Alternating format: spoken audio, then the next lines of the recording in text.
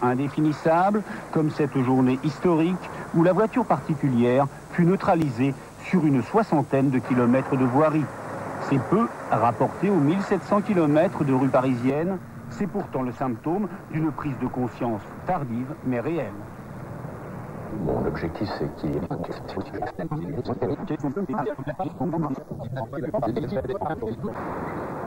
Déjà, 46% des Parisiens n'ont pas ou plus de voiture.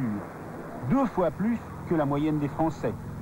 Parmi eux, Stéphane Zagdanski, jeune écrivain et grand marcheur, comme beaucoup d'habitants de la capitale. Il y a un auteur vénitien du XVIIIe siècle qui a dit « Le vrai plaisir à Paris, c'est d'aller vite ». Or, en voiture, on ne peut pas aller vite dans Paris. À la rigueur, en moto, on pourrait aller vite. Mais à pied, on peut aller très vite. Finalement, l'impression que tout le monde est au ralenti. Vous avez l'impression d'être celui qui va le plus vite à pied, parce que toutes les voitures sont embouteillées, surtout aux heures de sortie des bureaux, et donc d'être celui qui va le plus vite. Vous pouvez courir, vous pouvez marcher, vous pouvez danser, vous pouvez faire ce que vous voulez. À Paris, quand un amour fleurit, ça fait pendant des semaines de cœur qui sourit, tout ça parce qu'ils s'aiment à Paris. Au printemps, sur les toiles et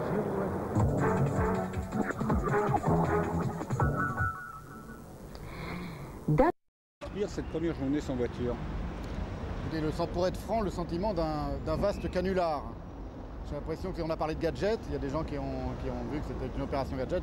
Très franchement, j'ai l'impression que ça ne va pas servir à grand chose, surtout de le faire une seule journée. Et on s'aperçoit que finalement, il y a autant d'embouteillages dans les endroits qui aboutissent aux rues sans voiture qu'il y a de liberté dans les rues sans voiture. Donc très franchement, je crois que ça ne sert pas à grand chose. Il faudrait faire les choses sur une plus vaste échelle. Et je pense que c'est pas ça qui va désengorger nos poumons, nos pauvres poumons de Parisiens tout sautants. Mais là, bon, tout à l'heure, quand vous étiez sur le boulevard Saint-Germain, c'était un peu étonnant, quoi. C'est pas tout à fait négatif, cette journée. Qu'est-ce que ça peut permettre d'imaginer, quoi? Ça me permet d'imaginer, mais moi, ça me permet d'imaginer que Paris devienne comme Venise, c'est-à-dire une ville sans voiture, où on pourrait se promener sur la Seine, etc. Ça n'arrivera jamais, évidemment. Moi, je dis que c'est un vaste canular parce qu'il y a des enjeux économiques, des enjeux politiques, des enjeux idéologiques qui font que la ville est organisée pour et par la voiture et elle n'est pas organisée pour et par les piétons. Oui, vous ne pensez pas que vous êtes un peu trop pessimiste? Je suis très pessimiste. C'est mon rôle d'être un peu pessimiste. Surtout dans une journée où tout le monde est si optimiste. Mais très franchement, je crois que les enjeux économiques sont tels concernant la voiture, concernant la circulation et surtout le fait que tout cela dépend finalement des intérêts financiers de grands groupes pétroliers qui, eux, n'ont aucun intérêt à ce qu'on utilise moins la voiture et à ce qu'on pollue moins. Alors vous n'avez pas de voiture, c'est du snobisme, c'est un choix délibéré ou c'est parce que vous n'avez pas les moyens? C'est parce que d'abord je n'ai pas les moyens et en plus parce que c'est plus facile dans Paris de circuler sans voiture. Beaucoup plus facile de circuler sans voiture, beaucoup plus agréable.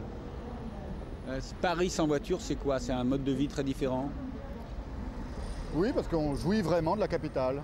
Il y a un auteur vénitien du XVIIIe siècle qui a dit « Le vrai plaisir à Paris, c'est d'aller vite ». En voiture, on ne peut pas aller vite dans Paris. À la rigueur, en moto, on pourrait aller vite. Mais à pied, on peut aller très vite. Finalement, on a l'impression que tout le monde est au ralenti.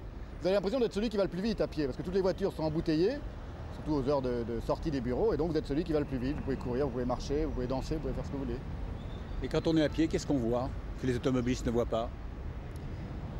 On voit la vraie ville, c'est-à-dire la ville vivante des murs, des maisons, des façades. On voit les pierres. Ce sont les pierres qui sont encore les plus vivantes et les plus rapides, d'une certaine manière, paradoxalement, dans Paris. Parce que c'est ça la vraie beauté de Paris, c'est la beauté architecturale des vieilles pierres. Et les vieilles pierres ont une sorte sont tellement gorgées d'années et d'histoire qu'elles sont ce qu'il y a de plus rapide dans leur vibration pétrifiée, si vous voulez. C'est la vraie poésie de Paris, c'est ça, c'est de marcher au milieu de toutes ces pierres. Devant une église, dans un parc, de passer devant le Louvre, sur les quais de la Seine, voilà. On découvre, quand on se promène à pied, on découvre chaque jour des choses nouvelles?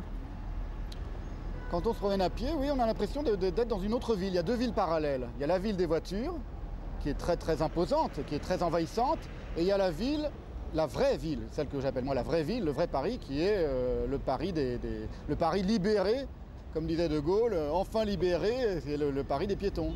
Il faudrait une nouvelle libération finalement pour libérer Paris des voitures. Il faudrait un nouveau général De Gaulle qui arrive et qui libère Paris des voitures.